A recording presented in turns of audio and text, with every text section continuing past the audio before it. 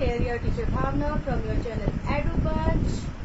If you like the video, press the like button. If you want the more videos of your choice, please write the topic in the comment box. Next time we will make a video for the same topic.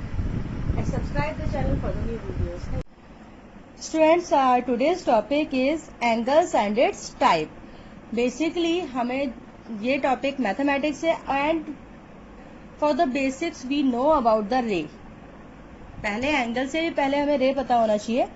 Basically रे होती क्या है? रे आपकी किसी भी light source से start होके जाने वाली स्ट्रेट लाइन होती है जो आगे फर्दर कितना भी मूव कर सकती है, बट इसका सोर्स पॉइंट वन डायरेक्शनल होता है, मतलब एक ही डायरेक्शन में आगे जा सकती है. आप सोचिए बैक जाएगी तो बैक नहीं जाएगी. So now come to the definition.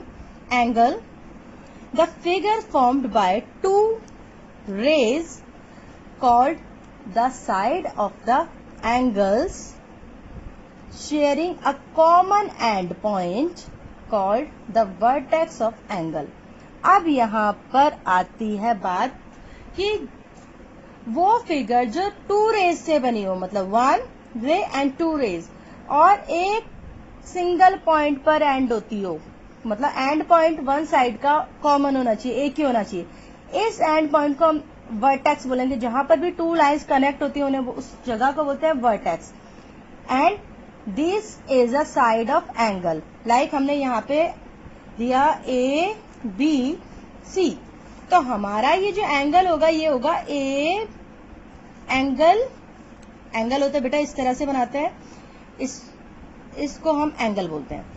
Angle A B C, because यहाँ पर बी पर हमारा एंगल बन रहा है. तो यहाँ पर एंगल वो फिगर होती है जो टू लाइन से या टू रेज से बनी हो और एक कॉमन एंड पॉइंट हो, और वो टू रेज होती हैं वो साइड ऑफ एंगल्स होती हैं, और जहां पर वो मिलती है उस जगह को बोलते हैं वर्टेक्स, और यहाँ पर जो गैप होता है उसे बोलते हैं angle. And we can measure this angle with the D से हम इसे मेजर कर सकते हैं. So according to the measurement we are describe the angles और divide the angles into their types. So the first type is acute angle. Acute angle वो angles होंगे जो आपके लेस देन 90 होंगे. लेस देन इट मीन्स अगर angle A है A B सी, तो B आपका एंगल लेस देन 90 होना ही चाहिए.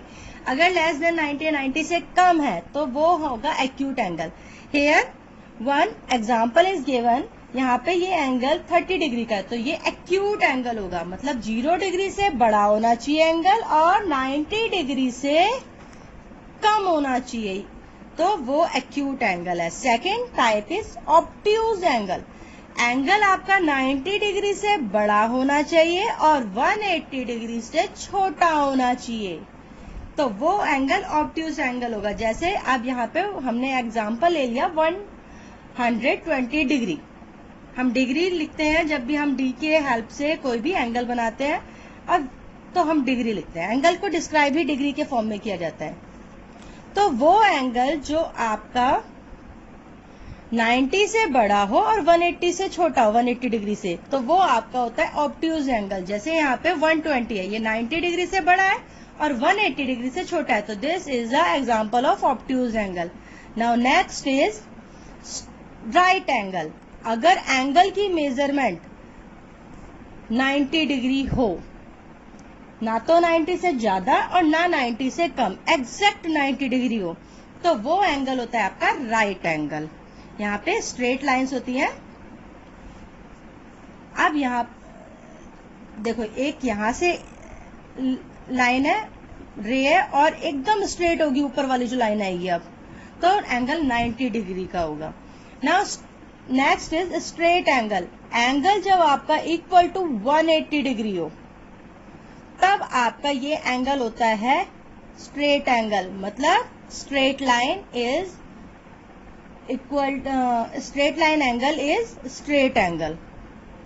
Now next reflex angle. अगर आपका एंगल 180 डिग्री से बड़ा है और 360 डिग्री से छोटा है, तब आपका ये होता है reflex angle. Like example is here, यहाँ पे 180 तो यहाँ पे स्ट्रेट लाइन होती तभी हो जाता, पर ये 180 से ज्यादा है 270 डिग्री, तो ये रिफ्लेक्स एंगल है।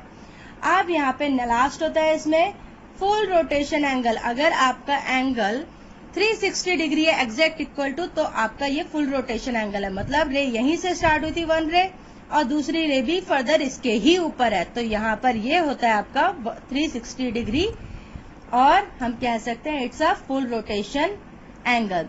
सो according to measurement we are divided angles in the 6 type. In the next class we will continue with a new topic. Till then, have a nice day.